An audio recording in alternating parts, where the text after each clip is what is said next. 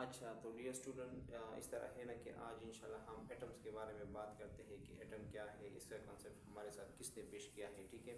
और एटम्स के बारे में कुछ ज़रूरी बातें करने हैं, फिर जो है ना हमने एटम की क्लासिफिकेशन करनी है। ठीक है। तो सबसे पहले हमारे पास जो टॉपिक है वो एटम है। एटम का वर्ड्स कहाँ से डिराइव हुआ, फॉर द फर्स्ट टाइम ये किसने हमारे साथ जो है ना वो प्रेजेंट किया, for the first time use किसने किया था, एटम का कॉन्सेप्ट किसने दिया था, तो इसके बारे में हम पढ़ते हैं। ठीक है।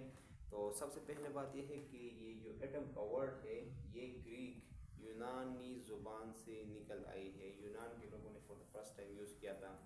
यूनान का एक फ़िलासफ़र था, बहुत ही मशहूर फ़िलासफ़र था, जिसने फ़िलासफ़ी की दुनिया में बहुत ज़्यादा कंट्रीब्यूशन की है। यानी मंतक में जो है ना बहुत मंतक में नहीं, फ़लसफ़े में जो है ना बहुत ज़्यादा कंट्रीब्यूशन की है। ये ग्रीक वर्ड के एटमस से डिराइव हुआ है, माहस हुआ है। ठीक है। ये जो फॉर द फर्स्ट टाइम इसके लिए एटम के लिए जो वर्ड यूज़ हुआ था ना वो था एटमस। और इसका मतलब क्या था? इसका मतलब था इनडिविजिबल, ऐसा मैटर का वो हिस्सा, वो टुकड़ा जो मज़ीद तकसीम ना हो। तो ऐसे एटम, ऐसे टुकड़े को डेमोक्रेटस ने फॉर द फर्स्ट टाइम तो ये कहा था कि ये हमारे पास एटमस है, एटमस मज़ीद तकसीम नहीं हो सकता, अनकटेबल। ठीक है। ये जो लफ्ज़ है ये डेमोक्रेटस ने for the first time use किया था। ये तकरीबन 460 से लेकर 360 बीसी के एंड बिटवीन यूज़ किया था। एग्जैक्ट डेट मालूम नहीं है, क्योंकि उस ज़माने में जो है ना चीज़ों को, हिस्ट्री को लिखना और इसको जो है ना महफूज रखना ये मुश्किल था उस ज़माने में। लेकिन ये इसका टेन्योर है। ये इस ज़माने में जो है ना इसने वहाँ के लोगों में, वहाँ की ग्रीक में, यूनान में जो है ना सीखा भी है और फिर पढ़ाया भी है, तदरीस वगैरह से भी ये वाबस्ता थी। तो ये इसके जो है ना ड्यूरेशन है, ये इसकी एंड बिटवीन जो है ना ये वर्ड यूज़ हुई है 460 से लेकर 360 बीसी के दरमियान में।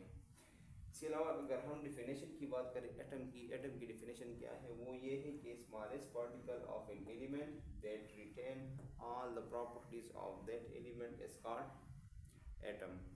एटम हमारे पास एलिमेंट का वो छोटा हिस्सा है जो मज़ीद तकसीम ना हो सके। ठीक है। और जो जितने भी प्रॉपर्टीज़ है एलिमेंट के वो उसमें मौजूद हो, तो ऐसे पार्ट, ऐसे टुकड़े को, एलिमेंट के ऐसे टुकड़े को हम एटम बोलते हैं। ठीक है। इसके अलावा हमारे पास एक्सप्लेनेशन है। एक्सप्लेनेशन में कुछ मज़ीद पॉइंट्स हैं जो कि बहुत इंपॉर्टेंट है अबाउट एटम। सबसे पहली बात तो ये है कि एटम हमारे पास स्फेरिकल एंड शेप होता है। ठीक है। स्फेरिकल एंड शेप होता है। इसके सेंटर में जो है ना एक न्यूक्लियस होता है और इसके इर्द गिर्द जो है ना वो शेल्स होते हैं। न्यूट्रल पार्टिकल, एटम को हम न्यूट्रल पार्टिकल मानते हैं। ठीक है। पार्टिकल हमारे पास तीन है। एक हमारे पास एटम होते हैं, एक हमारे पास आयन होते हैं, दूसरे जो है ना हमारे पास मॉलिक्यूल्स होते हैं, या मॉलिक्यूलर आयन भी हमारे पास पार्टिकल में आते हैं। तो ये हमारे पास कौन सा पार्टिकल है? न्यूट्रल पार्टिकल है। ये कभी कभार बोर्ड में ये क्वेश्चन भी पूछते हैं कि Y atom is neutral. Atom neutral क्यों है, इसके ऊपर कोई चार्ज क्यों नहीं है? हालांकि इसमें प्रोटॉन भी है, इलेक्ट्रॉन भी है। देखिए, बिकॉज ऑफ नो, हाँ इलेक्ट्रॉन के ऊपर मैं आपको बता दूँ, ये इलेक्ट्रॉन है और इलेक्ट्रॉन के ऊपर नेगेटिव चार्ज है, और ये प्रोटॉन है, इसके ऊपर पॉजिटिव चार्ज है, और इसके ऊपर कोई चार्ज नहीं है न्यूट्रॉन के ऊपर। तो अगर एटम न्यूट्रल क्यों है, ये क्वेश्चन पूछते हैं बोर्ड में, तो इसमें प्रोटॉन भी है, इसमें इलेक्ट्रॉन भी है, इसको तो न्यूट्रल नहीं होना चाहिए। इस न्यूट्रल इसलिए है क्योंकि एक एटम में number of electron and number of proton हमेशा इक्वल होते हैं। ठीक है।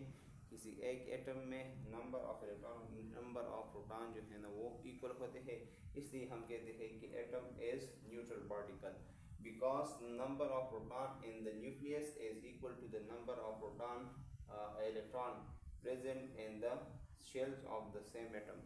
एक ही एटम के शेल में जो नंबर ऑफ प्रोटॉन न्यूक्लियस में जो होते हैं और इलेक्ट्रॉन जो शेल में होते हैं वो इक्वल होते हैं। तो पॉजिटिव और नेगेटिव की जब नंबर इक्वल होगी, तादाद इक्वल होगी, तो ये एक दूसरे की इफेक्ट को कैंसिल करेंगे, तो एज अ रिजल्ट जो है ना इसके ऊपर चार्ज, नेट चार्ज जो होगा वो ज़ीरो होगा। तो इसलिए हम कहते हैं कि न्यूट्रल है, इसके ऊपर कोई चार्ज नहीं है एटम के ऊपर। नेक्स्ट हमारे पास जो पॉइंट है, एटम इज कंपोज ऑफ सब एटॉमिक पार्टिकल्स। एटम जो है ना बहुत सारे सब एटॉमिक पार्टिकल्स से बना हुआ है। इसमें हमारे पास जो है ना वो है इलेक्ट्रॉन है, प्रोटॉन है, न्यूट्रॉन है, न्यूट्रिनो है, क्वार्क है, एंटी न्यूट्रिनो है, ग्रेवान है, गेवान है, बहुत सारे 150 के राउंड अबाउट जो है ना वो अदर सब एटॉमिक पार्टिकल्स हैं। लेकिन ये तीन जो है ना वो इम्पॉर्टेंट है, बहुत बेसिक है, ये हमारे कोर्स का हिस्सा भी है क्लास 9 का, तो इसको जो है ना हम जस्ट वो करते डिस्कस करते हैं। इसके अलावा पॉइंट नंबर सेकंड लास्ट है, third last, electrons are present around the nucleus. Electron जो है ना वो न्यूक्लियस के अराउंड प्रेजेंट है, यानी इर्द गिर्द जो है ना वो सर्कुलर पाथ में मौजूद होते हैं। इनको हम शेल भी बोलते हैं, ऑर्बिट भी बोलते हैं, और इसके अलावा हम इसको एनर्जी लेवल भी बोलते हैं, ठीक है। फिर कहते हैं कि proton and neutron present in the nucleus of an atom.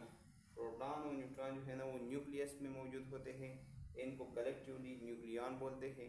Nucleon में प्रोटॉन और न्यूट्रॉन होते हैं, ठीक है। अच्छा, फिर हमारे पास जो है ना, अच्छा इन दोनों की कम्बिनेशन को हम न्यूक्लियस नंबर भी बोलते हैं, या हाँ न्यूक्लियस नंबर भी बोलते हैं, या न्यूक्लियन नंबर भी बोलते हैं एटॉमिक नंबर को। Atom has only one nucleus, एक एटम में एक न्यूक्लियस होगी।